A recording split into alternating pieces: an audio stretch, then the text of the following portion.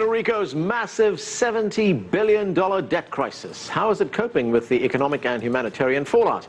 Hello, I'm Anand Naidu, and this is The Heat.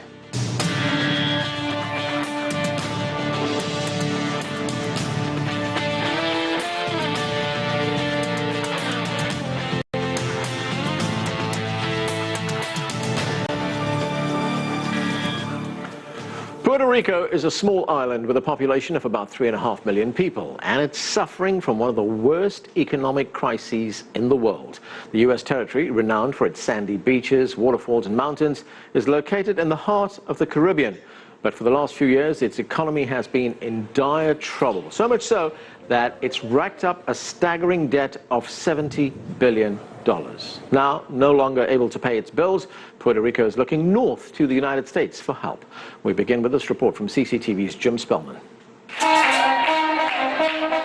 Time is running out on Puerto Rico's economy in crisis. On July 1st, the U.S. territory is due to make a $2 billion payment on outstanding debt. It's money the island simply doesn't have. With little hope for meaningful growth in the Puerto Rican economy, Washington has slowly gotten behind the idea of legislation to help deal with the debt crisis.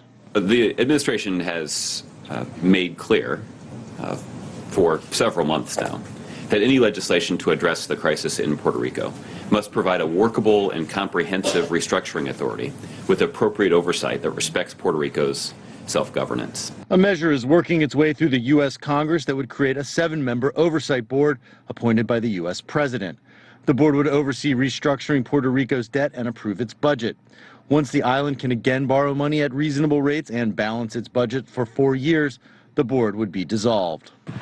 Puerto Rico's constitution requires debtors to be paid before other obligations like pensions. Opponents of the deal on the left say it puts bankers before citizens and smacks of U.S. colonialism. We have got to make it clear to these billionaire hedge fund managers that they cannot have it all. Children in Puerto Rico will not go hungry, will not lose education, will not lose health care to make billionaires even wealthier. Opponents of the deal on the right call it a bailout, though no U.S. federal government funds would go towards paying down the debt. We don't want a bailout, and we have not been offered a bailout. What we want is a restructuring process that will not cost the United States anything. We simply need the legal tools that will allow us to confront this crisis and assure that Puerto Rico will have a viable future.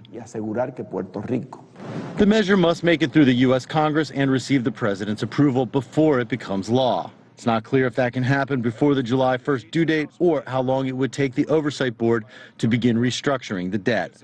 A long-term fix for the Puerto Rican economy won't come easy. The $70 billion of debt has cratered the economy, driving many Puerto Ricans to the U.S. mainland. Also dealing with a Zika virus, there are more than 900 confirmed cases there.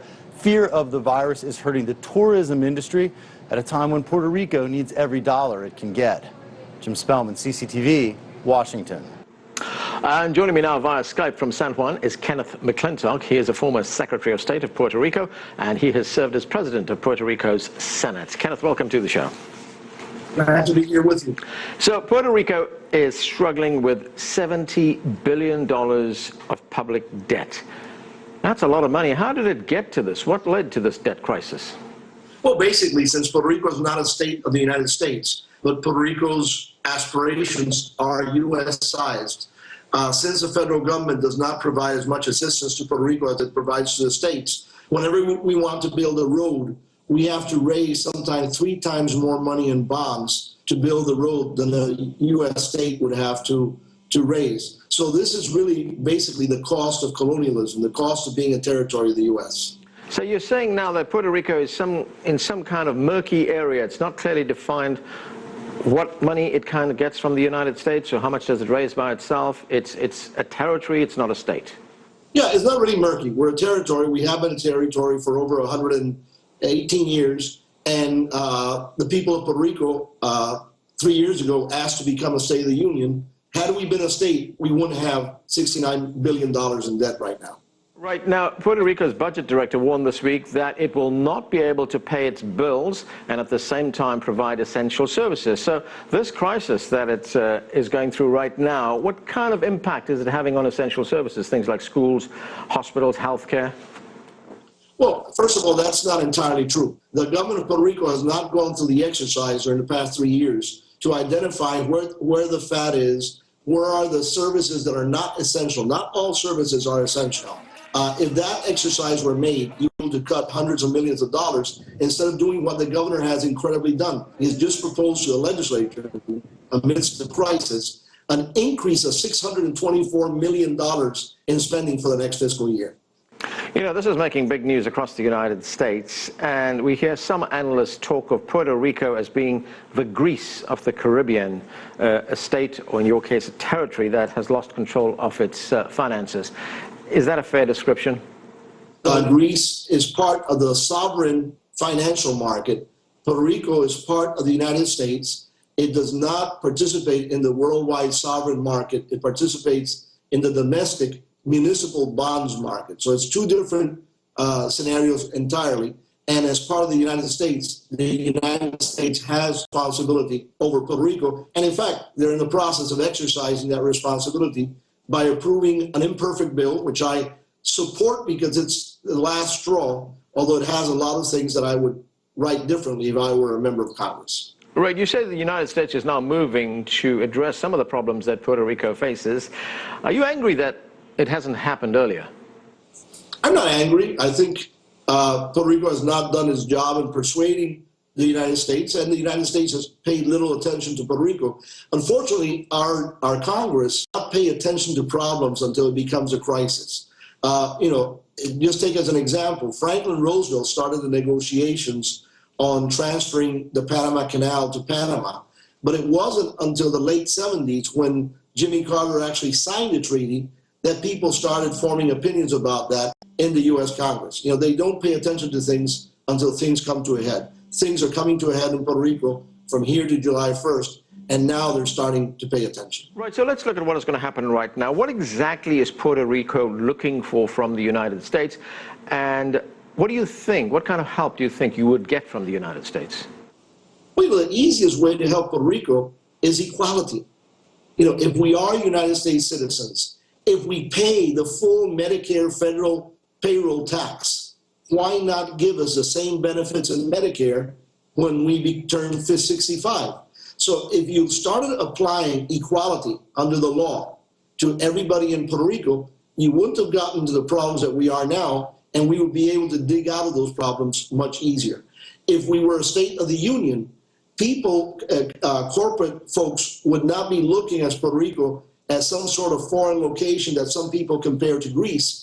They would be seeing us in the same light that they look at every state of the union, and that would probably result in greater U.S. investment in Puerto Rico. If we were a state, it would be much easier to attract foreign direct investment from foreign countries. The U.S. is the largest recipient of foreign direct investment in the world, but most of that money bypasses Puerto Rico and goes to states of the union that have less linkage with the rest of the world in Puerto Rico and that have fewer inhabitants. If we were a state, I have no doubt that we would be able to attract more foreign direct investment, and that would turn into jobs and that would turn into more economic activity for the island. Now, on July 1st, Puerto Rico is due to make a $2 billion payment on its debt. Is that going to happen? Puerto Rico could reach an agreement with creditors if Puerto Rico took the steps to demonstrate that it was willing to cut its expenses and that it was willing to assume the fiscal discipline that for the past 3 years it has not assumed. You know, and I'm wondering what kind of effect this is having on ordinary Puerto Ricans, because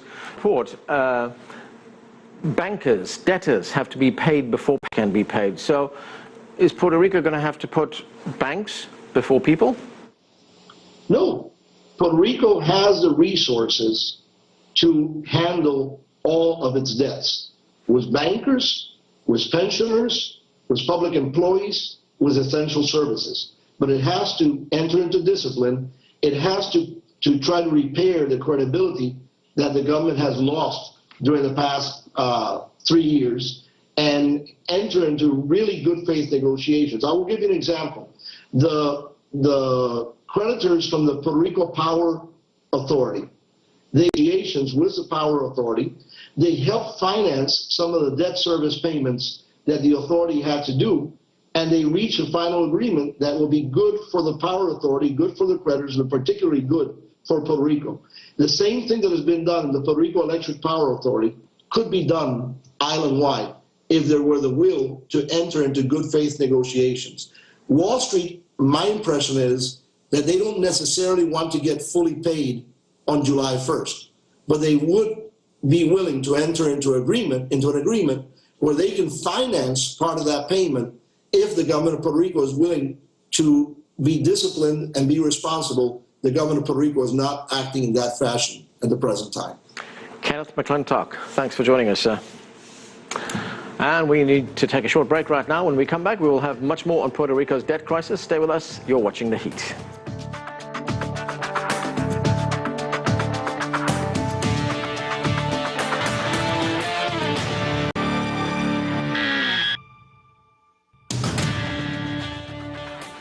Welcome back to The Heat. We're talking about Puerto Rico's massive debt crisis and the humanitarian problems it's causing. Joining me now from Orlando, Florida, is Philip Arroyo. He is an activist, writer, and columnist. And with us here in the studio is Hector Cordero Guzman. He is a professor at the School of Public Affairs with the City University of New York.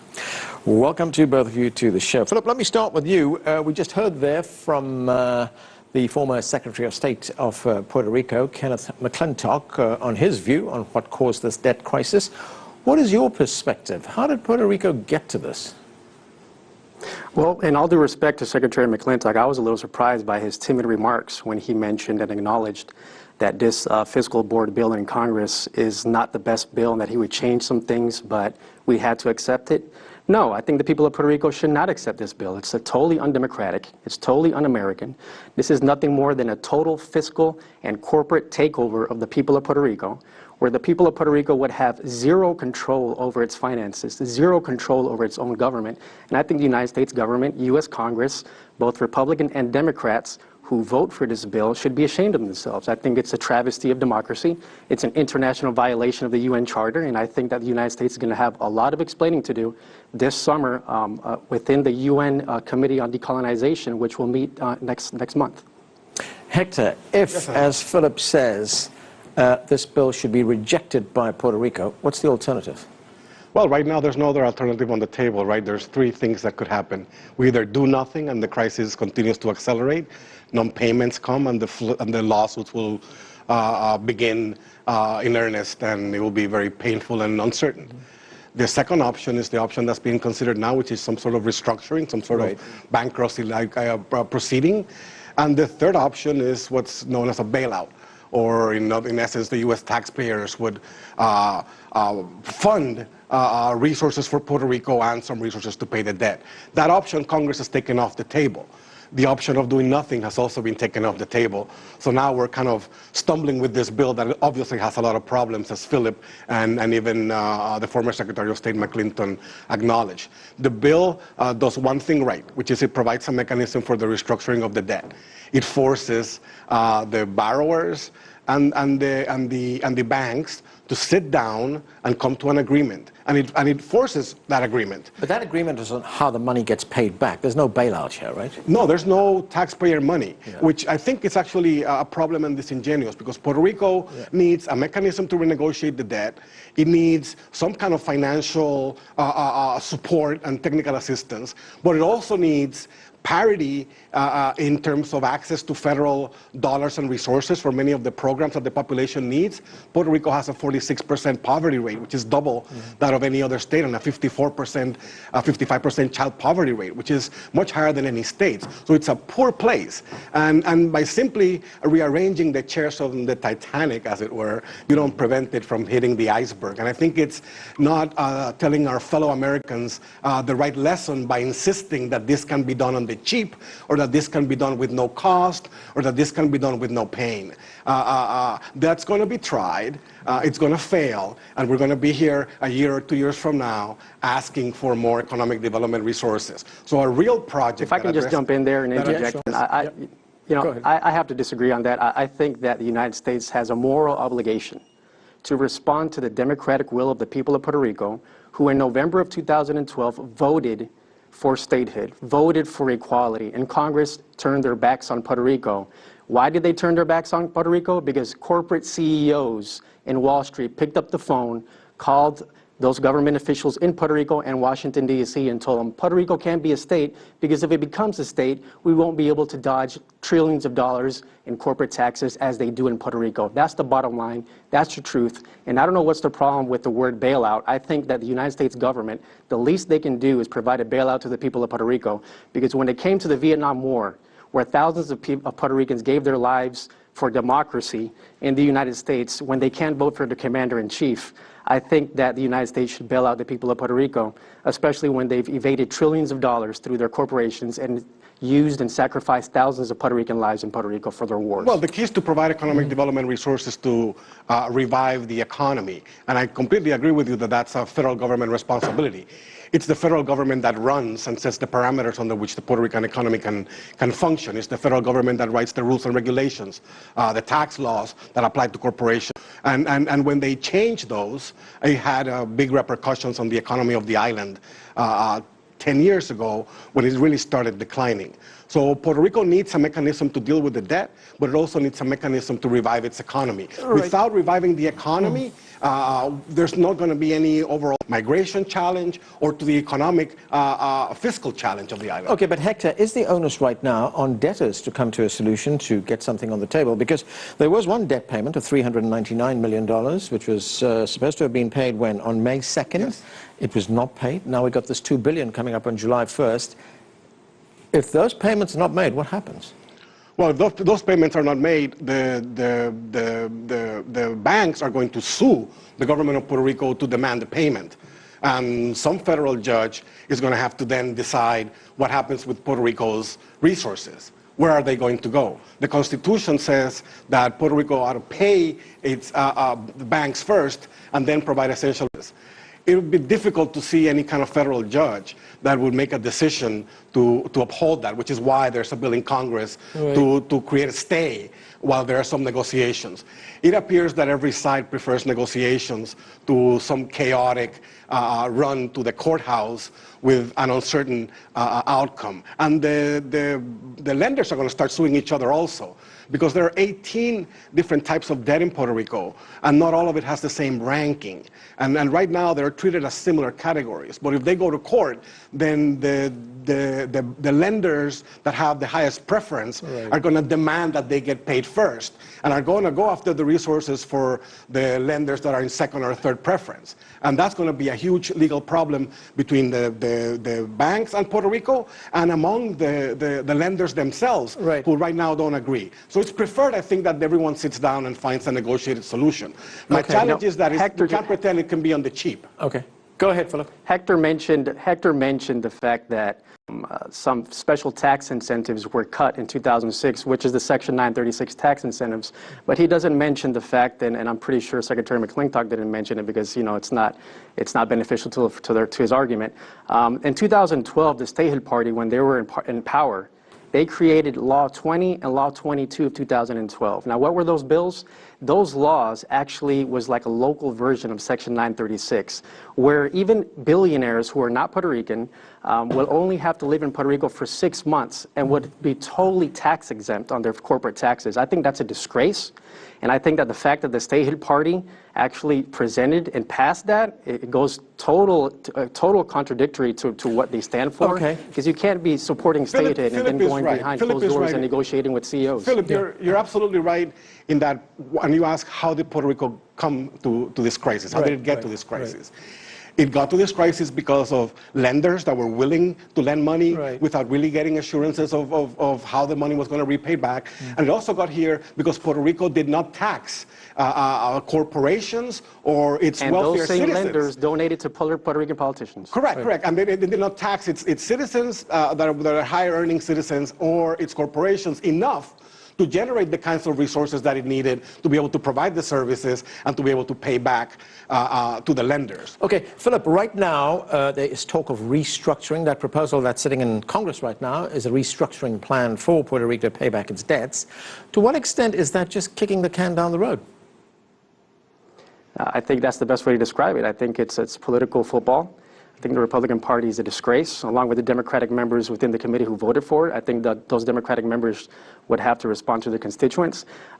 We have to remember that the original text of this bill, of this fiscal oversight bill, did not include a seat for the governor of Puerto Rico, which is totally undemocratic. After some severe fighting within committee, they finally seated and they created a seat for the governor of Puerto Rico. But get this, the governor can sit on the seat, but he doesn't have a vote. So the United States government rejected, number one, they rejected the will of the people of Puerto Rico who voted 61% for statehood. They rejected any type of bankruptcy. And now they're saying, you know what, your governor can sit on the board, but he doesn't have a vote. I think it's a disgrace. I think it's time for the Puerto Rican people to demand respect. And I have to agree with Bernie Sanders. He's absolutely right. Puerto Rico is a colony. And this is just an attempt by corporate America to turn Puerto Rico into a giant golf course and have Puerto Rican and the poor serve them lemonade. And I think that under our watch, we cannot let that happen. All right, Hector, in that conversation I had with Kenneth McClintock, he didn't seem to think that Puerto Rico would have to prioritize who gets paid first. Do you believe that to be the case? Not at all, and I think he was being very disingenuous by beginning the problem the year that his government and his administration left office. Right. There was a lot of responsibility that is shared in terms of Puerto Rico's crises, and the previous administration and administrations before it have really borrowed and did borrow nilly-willy and weren't willing to make the cuts he suggests now should be made back when they were in power to be able to make those cuts. So I think it's easy now, in hindsight, to suggest somebody else should do something that they themselves weren't willing to do. So I think the Secretary of State was kind of playing politics with his answers in that regard. Yeah, it appears to be a resolution. Cuts, and then what happens next? Tax increases? Well, the previous administration fired some 20,000 government workers, and all that did was accentuated the recession. You can track the decrease in government employment in Puerto Rico and the decrease in Puerto Rico's GDP per capita. So the challenge that Puerto Rico has is that an austerity plan, which is what this bill basically proposes, and cuts so that the money is used to pay bondholders are not going to grow the economy.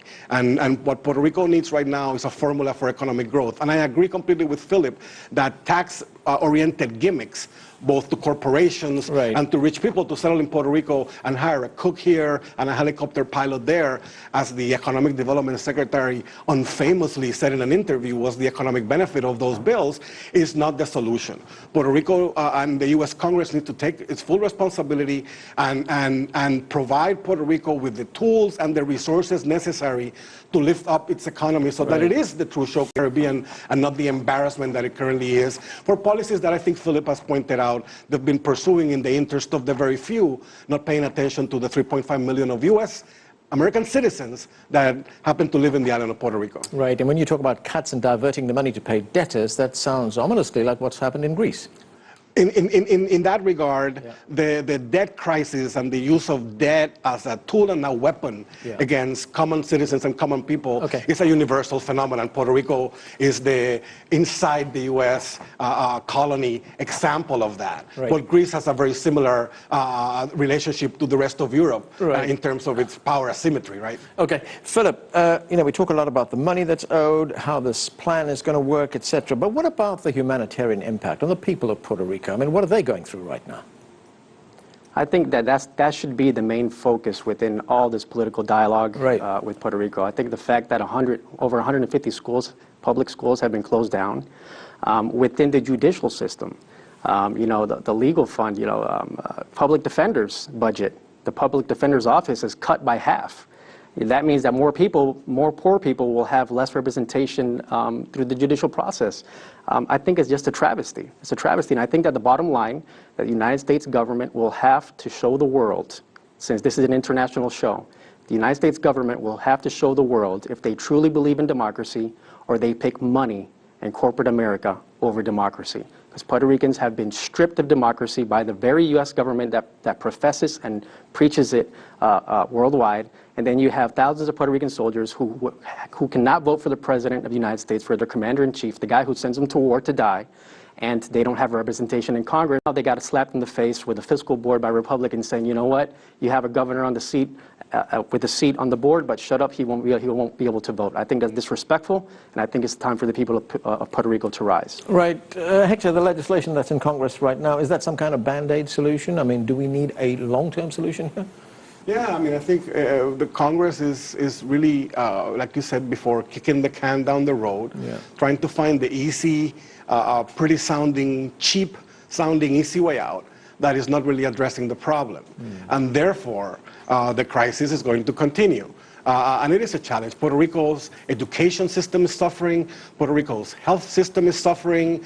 There are very few places in the world that are losing population at the rate that Puerto Rico is losing population. And that is a sign of a society that is not viable. And the U.S. government and the U.S. Congress are responsible and have a responsibility to address properly and comprehensively the challenges that Puerto Rico faces. Okay, and that's where we have to leave it. Hector Cordero Guzman, Philip Arroyo, thanks to both of us. That's it for this edition of The Heat. We'd love to hear from you, so please send us your questions, comments, and story ideas to theheat@cctv-america.com, and we'd like to continue the conversation on social media. Give us your thoughts and comments on our Facebook page, CCTV America. I'm Anand Naidu in Washington, D.C. Thanks for being with us.